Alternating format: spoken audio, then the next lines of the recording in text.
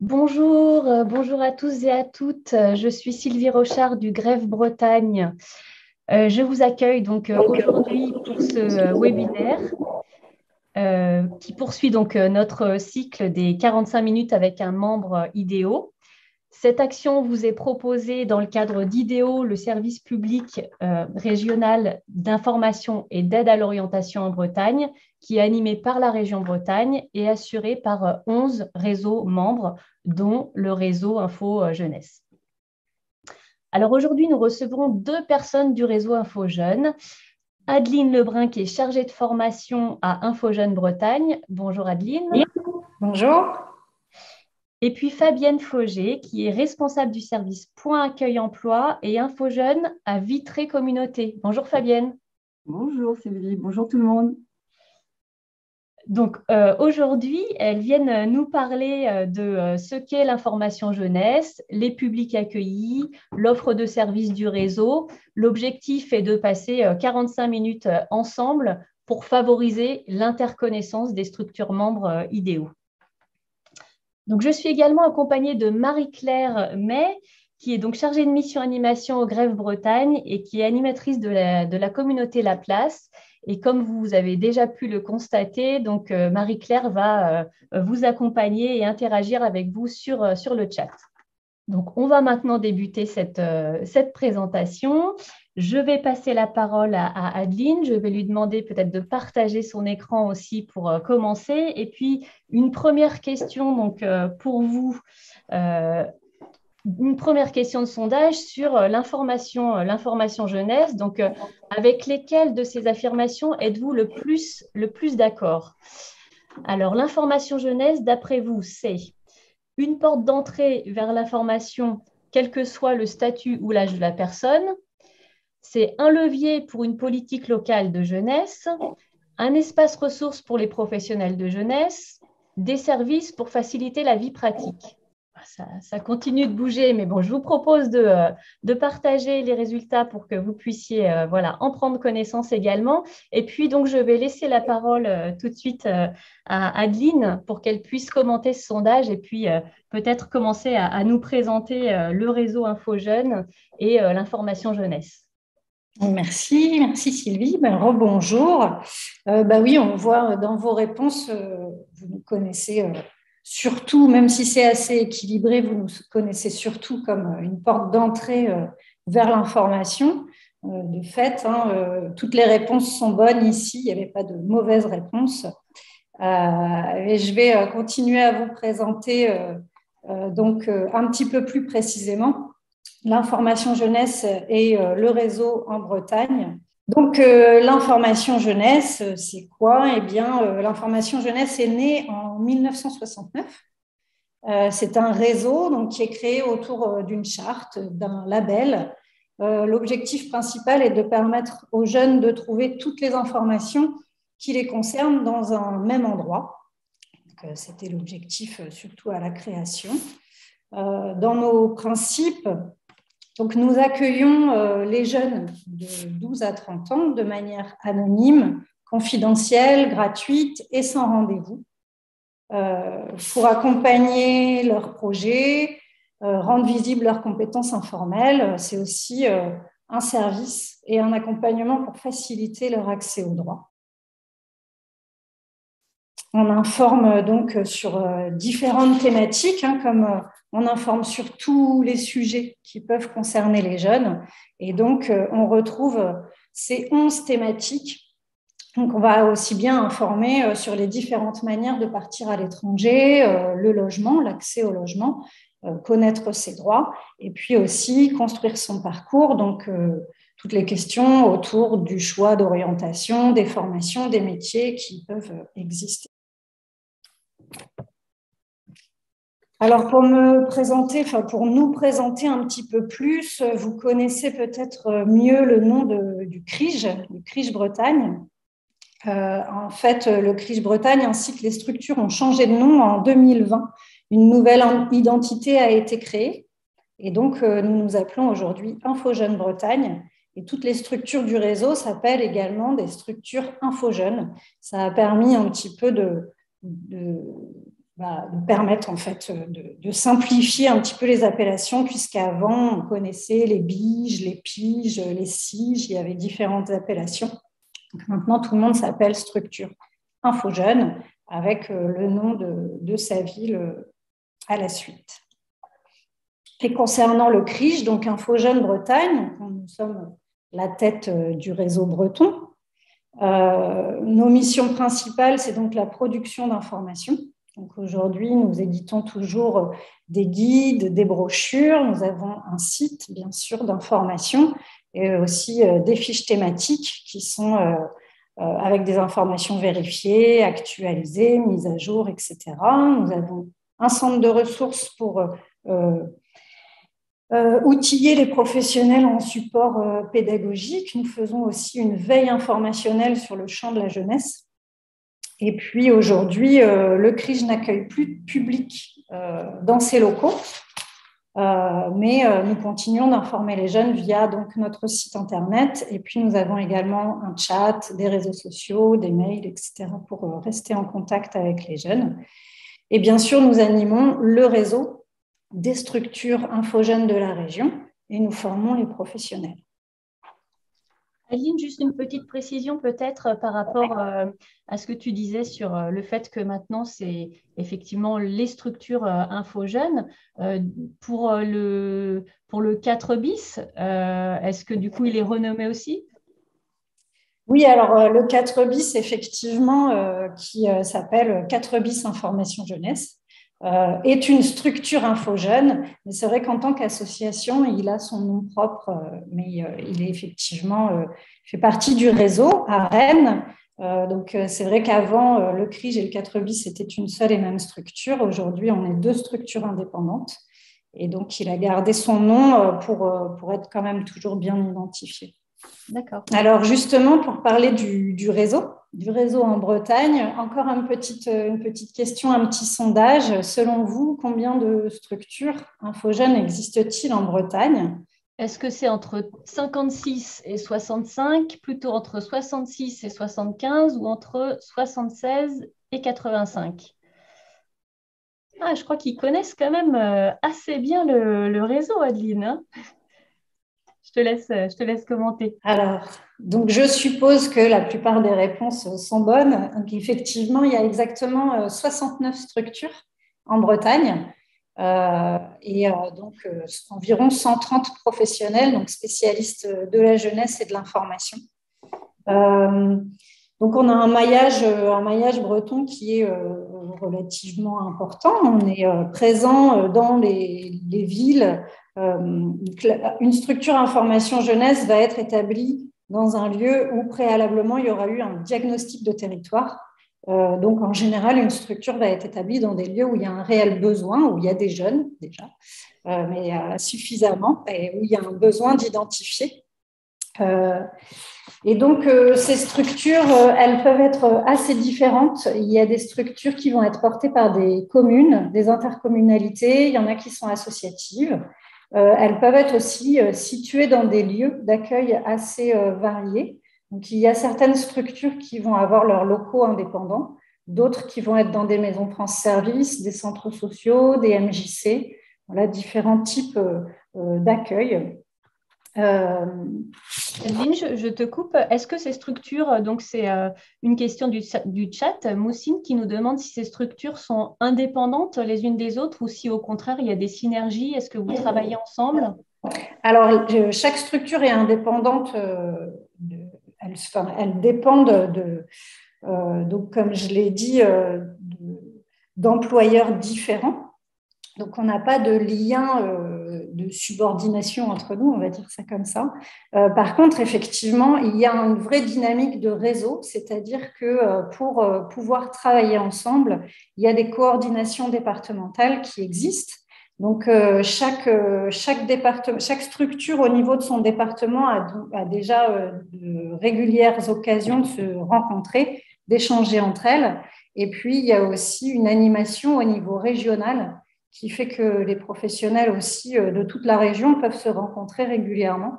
donc au travers de séminaires de travail, des rencontres, des formations, des temps forts qui nous réunissent et qui font qu'effectivement, on travaille tous ensemble sur des thématiques, mais par contre, chacun est indépendant. Et donc, comme on va voir un petit peu après, il peut y avoir des différences en fonction des territoires où certaines thématiques vont être plus fortes, certains publics vont être plus représentés en fonction des lieux d'implantation. Je crois, juste pour préciser également, je crois que la question était aussi de savoir si vous orientez du public entre structures. Et je crois que ce qu'il faut aussi insister peut-être, c'est le fait que c'est des structures vraiment de proximité. Oui. Alors, c'est vrai que, étant donné qu'il y a effectivement ce travail de proximité qui existe, et puis les professionnels vont aussi beaucoup vers le public. Alors, par rapport au fait qu'on puisse orienter en fonction des questions, par exemple, d'une structure à l'autre, alors normalement, pas vraiment. Fabienne me complétera peut-être un petit peu après sur ce sujet-là, mais en fait, chaque structure a la possibilité d'informer à tous les outils en fait, pour informer sur toutes les thématiques. Donc, c'est vrai que parfois, on a la question de savoir si, pour, par exemple, s'informer sur l'orientation scolaire, est-ce qu'il faut plutôt aller voir telle ou telle structure? Est-ce qu'un tel est plus fort pour parler de la mobilité internationale? Non, en fait, toutes les structures peuvent accueillir sur toutes les thématiques. Il n'y a pas de spécialité réellement, même si après chacun a ses appétences et puis son public, donc avec des questions un petit peu plus fortes. Mais peut-être juste pour compléter, excuse-moi Adeline, il y a une autre question qui arrive de Christophe sur le chat. Est-ce qu'il vous arrive de faire des accompagnements partagés, par exemple avec les missions locales? Oui. Alors, c'est vrai que là, ça va dépendre très fortement des partenariats qui vont s'établir sur le territoire donné. Il y a des collègues, il y a d'ailleurs des structures infogènes qui sont portées par des missions locales. Il y en a quelques-unes. Et puis, il y a souvent beaucoup de partenariats, effectivement, directement vers les missions locales. Donc, il y a, par exemple, on va pouvoir soit nous aller intervenir dans des groupes, type des groupes garantie jeunes, par exemple, pour faire des interventions spécifiques sur des thématiques ou sur ce qu'on a beaucoup d'outils ludopédagogiques, par exemple, qui font qu'on peut intervenir et venir proposer une session, en fait, une session de jeu, par exemple, sur un sujet. Donc, dans les missions locales, notamment, il peut y avoir des interventions autour de la vie affective et sexuelle, mais il peut aussi y avoir des interventions avec des outils qui travaillent sur l'insertion professionnelle en général, mais d'une manière un petit peu plus ludique, une manière d'aborder les choses un peu différente. Merci pour ces réponses, je te laisse poursuivre. Et c'est vrai que justement, pour enchaîner, on a les professionnels vont beaucoup vers les jeunes, comme j'ai commencé à le dire tout à l'heure. Donc, il y a beaucoup d'interventions qui peuvent se faire en milieu scolaire, par exemple, dans les collèges ou dans les lycées. Et puis également, beaucoup de collègues qui interviennent auprès des jeunes en parcours d'insertion. Et puis, on a aussi la chance de pouvoir être organisateur d'événements. Donc, on organise des festivals, des forums, des choses comme ça qui nous permettent de rassembler différents types de professionnels et d'intervenir aussi sur toutes les thématiques qui vont intéresser les jeunes. Donc ça, je laisserai Fabienne après en parler un petit peu plus. Effectivement, je pense qu'on en reparlera avec Fabienne. Et donc, pour reprendre un petit peu mon diaporama, donc, les structures infogènes, voilà, on propose un lieu d'accueil qu'on dit inconditionnel, puisque donc on accueille les jeunes, comme je disais, de 12 à 30 ans, mais sans différence entre les statuts. On accueille vraiment un public très varié. Et on considère aussi qu'on est un point de chute, puisque nous accueillons de manière anonyme. Ça nous permet de ne pas savoir en fait d'où viennent les jeunes et pourquoi ils arrivent dans une structure et d'accueillir de manière inconditionnelle.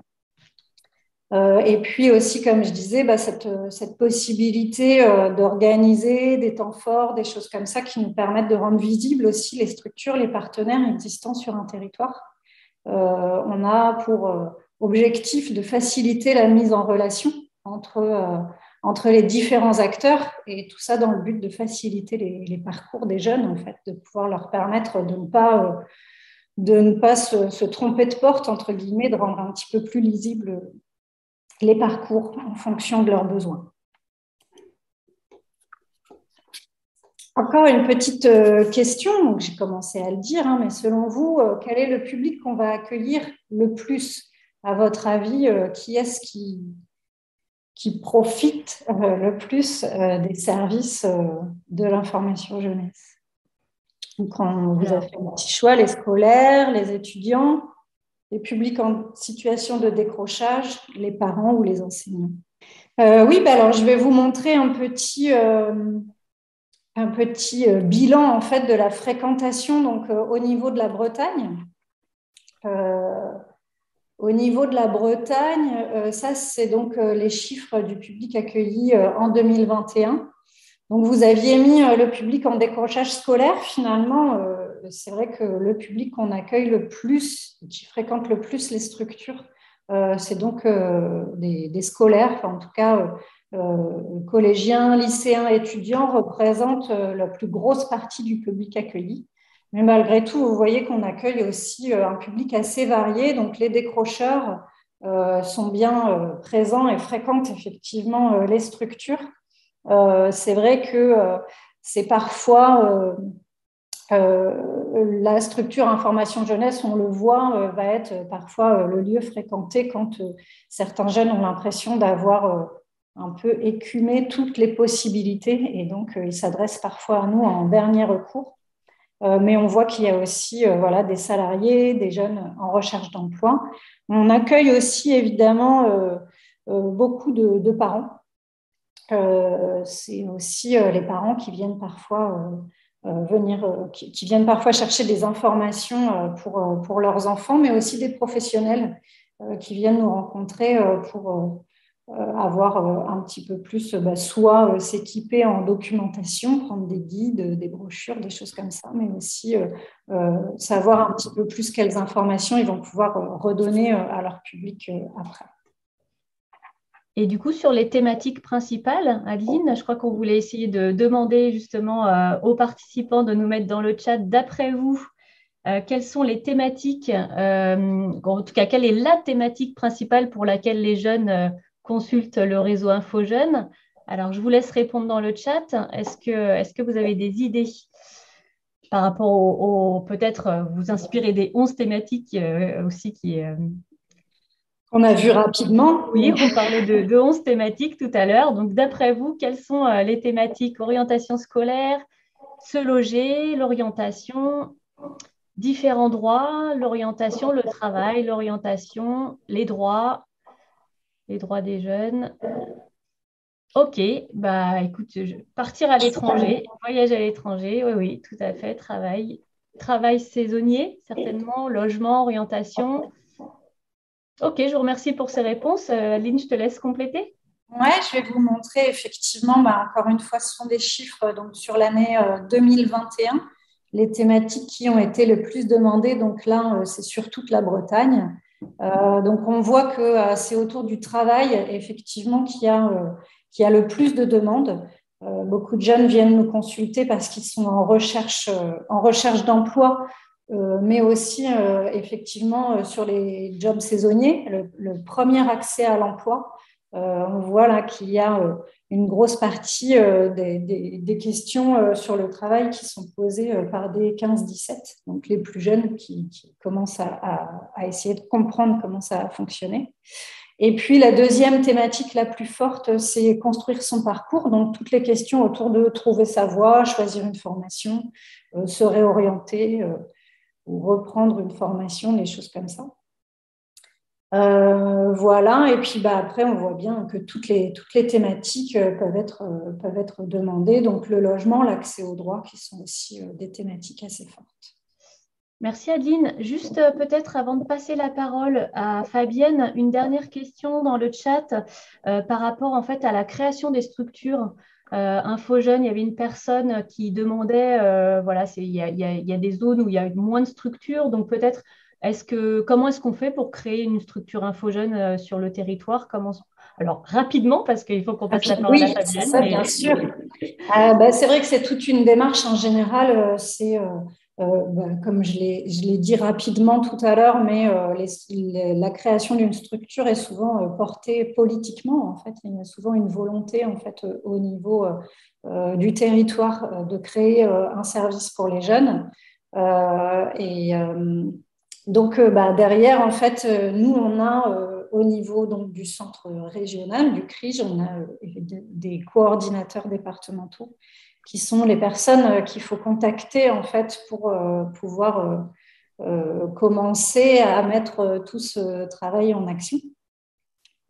Et donc, c'est vrai qu'on voit en Bretagne, on l'a vu rapidement, mais effectivement, sur la carte de la Bretagne, il y a encore pas mal de zones blanches, donc surtout en centre-Bretagne. Et donc, quand on constate des besoins, eh bien, il ne faut pas hésiter à se mettre en contact avec les élus et avec le coordinateur départemental pour pouvoir commencer ce travail. Merci beaucoup Adeline. Juste une toute petite précision à la fin, puisqu'on parlait des différentes thématiques sur lesquelles on va répondre, de savoir en fait que donc pour répondre à toutes ces questions-là, pour répondre aux jeunes, on a une documentation bien fournie et que donc c'est grâce à ça qu'on peut aborder toutes ces thématiques et qui va nous permettre de répondre en fait à toutes les questions. Voilà, merci beaucoup. Merci beaucoup Adeline pour cette première présentation, on va dire, plus générale de l'information jeunesse et du réseau. Je vous propose maintenant qu'on passe la parole à Fabienne Fauger, donc de Vitré Communauté. Fabienne, on va donc zoomer sur l'exemple de Vitré Communauté. En fait, ce qu'on souhaiterait voir, c'est du coup comment s'incarnent en fait tous ces principes de l'info jeunesse sur un territoire. Donc, dans un premier temps, peut-être est-ce que tu peux nous dire donc voilà concrètement en quoi ça consiste l'information jeunesse à Vitré Communauté, pourquoi vous avez mis en place ce service, comment est-ce que vous êtes organisé? Je te laisse peut-être partager ton écran. Alors, sur Vitré Communauté, nous avons le label Information Jeunesse depuis de nombreuses années. C'est une volonté politique que ce service soit porté à 100% par la communauté d'agglomération. Donc, les structures sont reliées à un projet politique communautaire qui est axé sur trois grands axes, qui est la favorisation de la dynamique locale. Toute action que nous mettons en place sur le territoire est forcément en lien avec un ou deux ou plusieurs partenaires. Ensuite, la force du réseau IJ, c'est de toute façon d'accompagner les jeunes vers l'autonomie, alors en mettant tout un tas d'actions en place, et on pourra y revenir tout à l'heure. Et puis, sur le territoire de Vitréco, nous, on axe beaucoup l'encouragement donc des jeunes du territoire pour la mise en place d'initiatives. On met des actions sur les aider à comprendre l'entrepreneuriat et ainsi de suite. Donc, c'est vraiment encourager l'esprit d'entreprendre et les initiatives des jeunes dans le cadre de dispositifs comme les BIJ, des bourses d'aide aux jeunes sur des actions locales ou internationales. Et je vais y revenir tout à l'heure. Fabienne, oui. Peut-être juste, il y avait une question dans le chat de Lucie tout à l'heure qui demandait si, donc par rapport à ce que tu es en train de nous expliquer notamment, est-ce que vous, au niveau de Vitré Communauté et peut-être aussi avec le Covid, est-ce que vous avez senti qu'il y avait une évolution du type de demande? Alors nous, on est resté ouvert presque toute la totalité du Covid. Alors effectivement, on a adapté nos pratiques. On est allé sur des horaires d'ouverture plutôt en lien avec des prises de rendez-vous en amont. Donc, pour répondre à la question qui est, est-ce qu'on a repéré des changements d'habitude, des changements de... je pense qu'on a eu pas mal de jeunes qui ont un peu décroché, donc forcément ont eu besoin de reprendre contact avec nous pour retravailler l'orientation professionnelle, retravailler leurs projets. Et d'ailleurs, tout à l'heure, Adeline l'a bien dit, c'est dans les premières demandes que nous avons. Donc, ce qui est intéressant, c'est qu'après, on peut activer le partenariat avec les collègues. Vous avez parlé de la mission locale, vous avez parlé de tout un tas d'autres partenaires. Et puis, là, on a pu être là peut-être plus en lien avec eux qu'avant, probablement sur ces thématiques-là. D'accord, donc ce qui veut dire que peut-être les demandes, en tout cas les thématiques n'ont pas forcément évolué, peut-être plus de demandes, en tout cas un renforcement des demandes par rapport à l'orientation, peut-être effectivement. Et puis peut-être, donc je vous laisse poursuivre, mais une des spécificités, je crois, de Vitré Communauté, c'est le fait que vous êtes organisé sur donc un service qui est à la fois PAE et Info Jeune.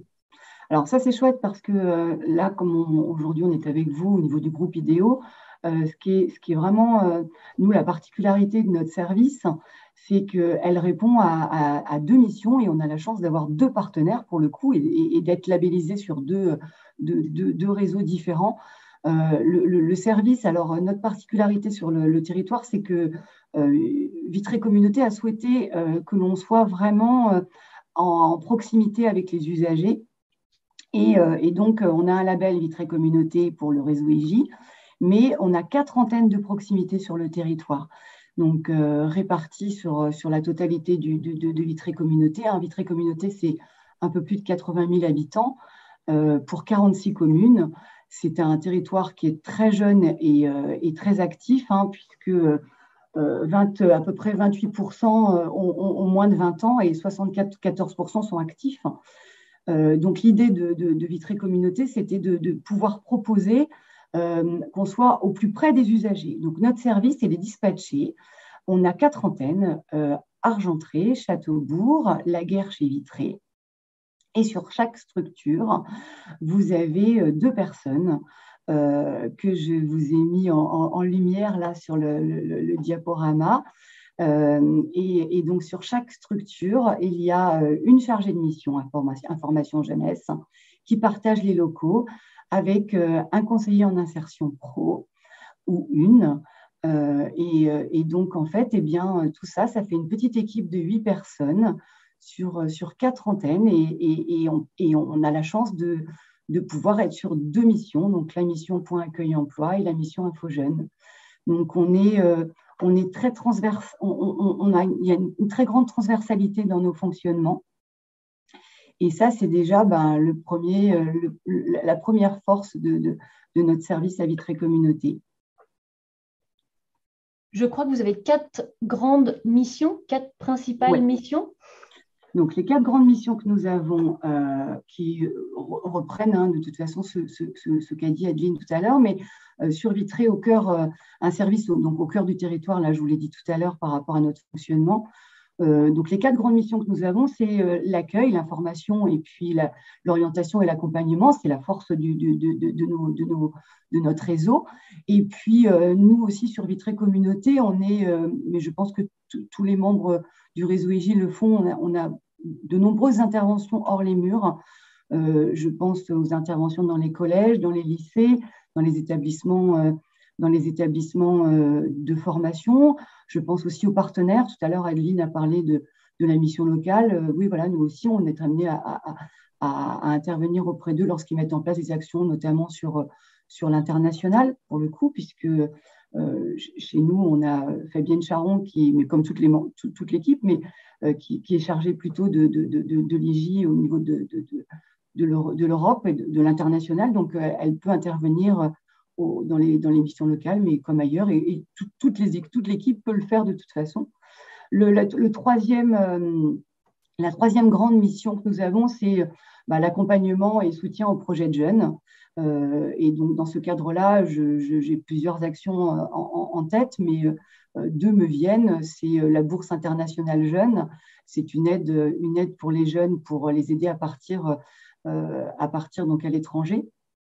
Et puis, des bourses locales aussi pour favoriser le fait que les jeunes ont peut-être des projets pour mettre en place des actions sur le territoire et donc on peut les accompagner financièrement. Et puis le troisième, qui est vraiment la force du réseau EGIS, c'est d'être en capacité de pouvoir organiser des événements, des gros temps forts, et de le faire toujours avec des partenaires.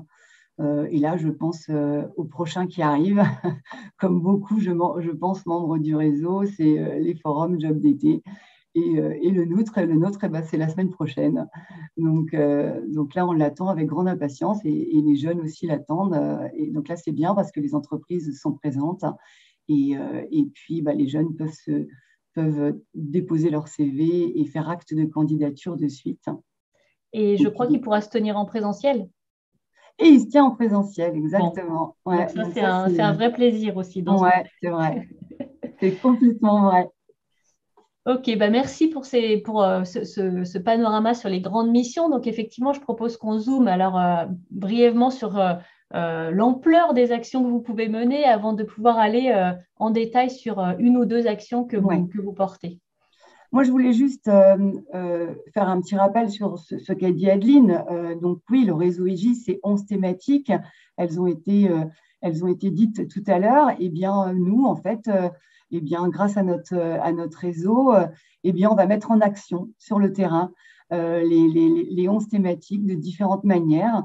Et puis voilà, on voulait simplement, là, sur ce webinaire, vous mettre ces petites bulles qui représentent toutes les petites choses, enfin, toutes les grandes choses qui sont faites sur notre territoire à Vitré Communauté. Oui, donc on voit qu'il y a vraiment beaucoup d'actions qui représentent effectivement les 11 thématiques. Et c'est effectivement très divers à travers des forums, à travers de l'accompagnement, des chantiers. Effectivement, c'est vraiment très intéressant. Je propose peut-être, parce qu'on ne va pas pouvoir rentrer dans le détail de l'ensemble des informations, mais je crois qu'après, vous serez en mesure de contacter Fabienne si vous voulez beaucoup plus de détails. Donc, je vous propose qu'on zoome sur peut-être une action précisément, mais avant, j'ai une question de Lisa dans le chat qui demande si vous avez l'habitude de travailler avec des organismes de formation. On est ouvert à toutes les possibilités. Je sais que mes collègues sont déjà intervenus sur des sujets thématiques précis. Et donc oui, on peut être amené à répondre à toutes les demandes des centres de formation pour des interventions dans leurs établissements, bien sûr. En fonction des projets que vous menez aussi. Je sais que je te laisse poursuivre sur le premier projet que tu voulais nous présenter. Une des actions que nous développons. Alors, c'était intéressant de mettre aussi en lumière le fait qu'on travaille avec des partenaires. Et donc là, sur la coopérative jeunesse de service, c'est une action qu'on met en place avec le pôle ESS. Le pôle ESS, c'est un groupement d'acteurs qui est engagé sur le territoire et qui décide de travailler ensemble pour favoriser le développement de l'économie sociale et solidaire. Et donc, on travaille beaucoup avec eux sur le territoire. Et puis, la coopérative jeunesse de service, ce qui était intéressant, c'était de la mettre en lumière sur ce webinaire, puisque c'est une alternative au job d'été en ce qui nous concerne, puisqu'il est proposé aux 16-18 ans, le temps d'un été. Et concrètement, Fabienne, comment ça se passe? Les jeunes, comment ils rentrent dans cette coopérative? Alors, comment ils rentrent? Eh bien, on fait un appel à candidature. On fait un appel à candidature à partir de souvent au début du forum job d'été, là, mars. On communique beaucoup sur comment ça fonctionne. Donc là, l'idée, c'est qu'ils postulent. Et puis, il faut d'abord être disponible les 2 mois. Ils ont le droit de partir en vacances quand même dans l'organisation, mais il faut qu'ils soient quand même un maximum disponibles sur l'été, juillet et août. Donc, on propose aux 16-18 ans de pouvoir se réunir ensemble et ensuite de créer leur entreprise, leur propre entreprise. Ils vont travailler en équipe, hein, ils vont vraiment gérer et organiser leur entreprise. Ils vont proposer leurs services pour pouvoir aller vers les entreprises locales et les associations et également les individus. Quel type de service, du coup, Fabienne? C'est quel type de petits boulots ou jobs qui vont pouvoir être amenés à Qu'est-ce que je pourrais vous donner comme exemple? Je pourrais vous donner comme exemple, par exemple, les commerces. souvent, les commerces font appel à eux pour le nettoyage de vitrines, par exemple. OK. Ils vont également être sollicités par des entreprises pour de l'archivage.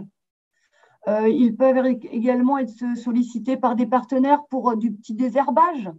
D'accord, OK, ça représente bien, effectivement. Donc, c'est une vraie opportunité là, de monter en compétences. Effectivement, le travail en équipe aussi permet voilà, d'avoir des compétences aussi en termes de coopération. J'imagine que c'est un vrai bonheur pour ces jeunes de pouvoir participer à ces coopératives. Le challenge pour eux, c'est effectivement de faire un maximum d'actions, de missions pour pouvoir gagner un maximum d'argent. Et puis cet argent, il est redistribué par rapport au chiffre d'affaires qu'ils auront fait à la fin de l'été. Et donc, ça leur donne un petit peu d'argent pour se faire plaisir après. Belle expérience. Qu'a-t-elle demande si c'est les jeunes qui vont aller démarcher les entreprises? Oui. C'est vraiment le but de l'entreprise, c'est qu'au tout début, ils vont déterminer le type de mission qu'ils peuvent proposer et puis ensuite, ils vont aller démarcher les entreprises. Ils ne sont pas tout seuls. Oui. Nous, on a le réseau Information Jeunesse, donc nous, on est présent avec eux. Et puis le pôle ESS, je l'ai dit tout à l'heure. Et puis, dans le cadre de ce projet, il y a le recrutement de 2 animateurs qui sont chargés d'encadrer tout ce petit groupe-là sur l'été, quoi. Donc, voilà, il y a du monde derrière eux pour les aider à pouvoir aller vers ces entreprises-là aisément. Merci beaucoup, Fabienne. Il nous reste quelques minutes, donc je propose qu'on passe au deuxième projet, peut-être un peu rapidement. Je vous presse un petit peu, mais un petit peu rapidement pour qu'on puisse également avoir une vue sur d'autres projets. C'est vrai qu'on pourrait passer la journée finalement à vous présenter tous nos projets. Donc, le deuxième focus, c'était une volonté de Vitré Communauté d'être vraiment sur l'entrepreneuriat et l'esprit d'engagement des jeunes. Et donc là, on est sur notre deuxième édition. En 2021, c'était notre deuxième édition sur ce qu'on a appelé, nous, le parcours entrepreneuriat jeunesse, le PEJ. Et ça, c'est vraiment quelque chose qui a été construit avec le pôle ESS sur le territoire de Vitré Communauté pour aider les jeunes sur 4 jours. Donc là, souvent, c'est pendant les vacances d'octobre où on va les aider à gagner en aisance à l'oral, notamment. On s'est beaucoup rendu compte quand ils venaient nous voir que c'était quelque chose qui était pas forcément simple, mais ça l'est pour personne finalement. Donc, ce n'était pas forcément simple, surtout qu'on leur demandait avec le Parcoursup des entretiens, des choses comme ça, de devoir être un peu plus à l'aise. Et donc, nous, on a construit ce programme pour, pendant 4 jours, pendant les vacances d'octobre, de les aider à mieux se connaître, à être plus à l'aise, à découvrir le monde de l'entreprise, et puis avec un objectif d'être beaucoup plus à l'aise oralement après dans le futur, quoi.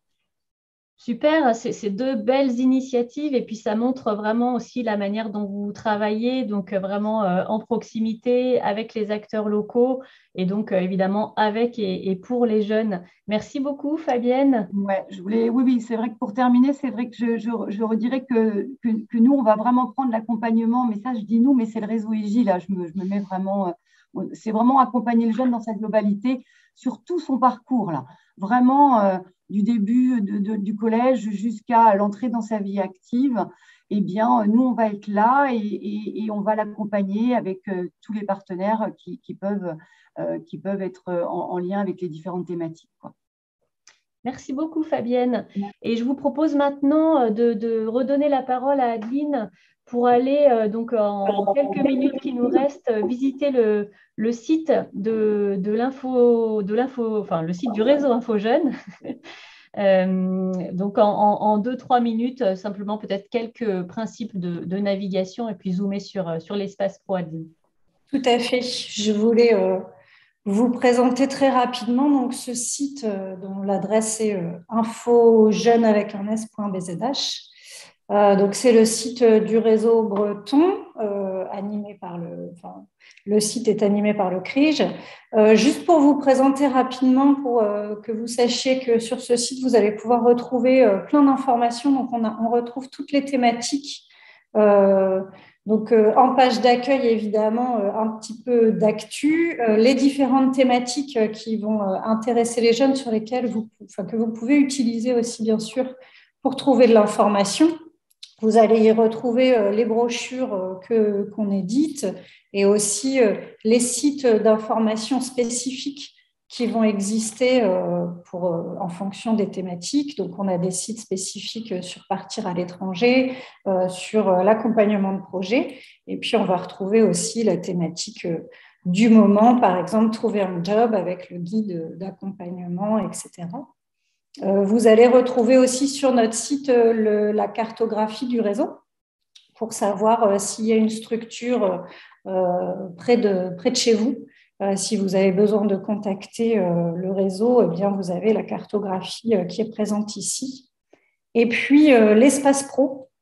Donc là, une partie du site qui est réservée aux professionnels, dans laquelle vous allez pouvoir retrouver notre veille informationnelle. Donc, dans la partie actualité, vous allez pouvoir retrouver tout ce qui se passe en ce moment pour les jeunes, que vous pouvez retrier par thématique, par contenu.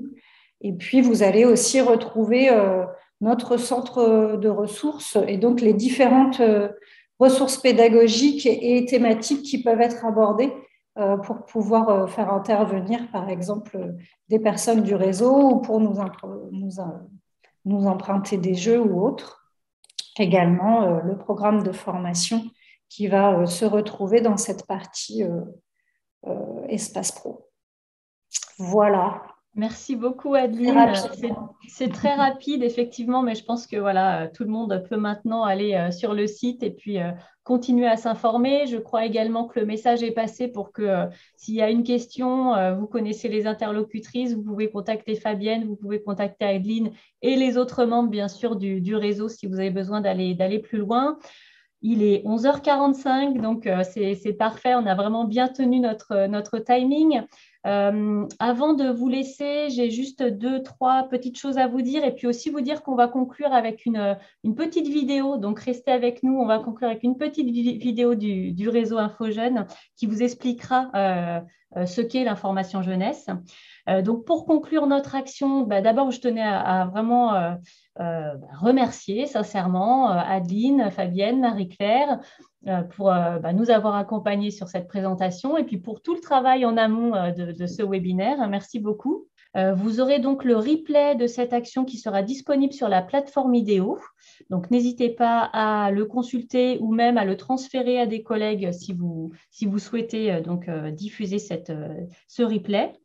Sur la plateforme IDEO également, vous allez retrouver et pouvoir prendre connaissance de l'ensemble des actions de professionnalisation 2022 et également vous inscrire directement à ces actions.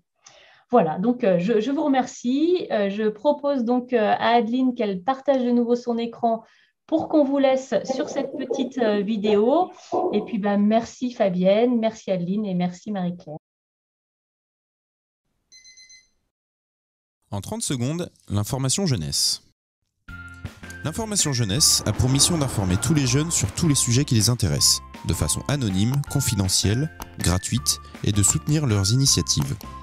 Une structure information jeunesse peut vous aider et vous accompagner dans vos démarches, que ce soit pour trouver une formation, un emploi, un logement, préparer un séjour à l'étranger, etc. Organisées dans un réseau labellisé, les structures information jeunesse vous accueillent dans toute la Bretagne, que ce soit le CRIJ, un BIJ ou un PIJ, il y en a forcément une à côté de chez vous. Les professionnels du réseau IJ organisent régulièrement des temps forts, comme le Forum Job ou des ateliers sur le BAFA, au cours desquels vous pouvez rencontrer des professionnels spécialisés, trouver des offres et même témoigner sur vos propres expériences.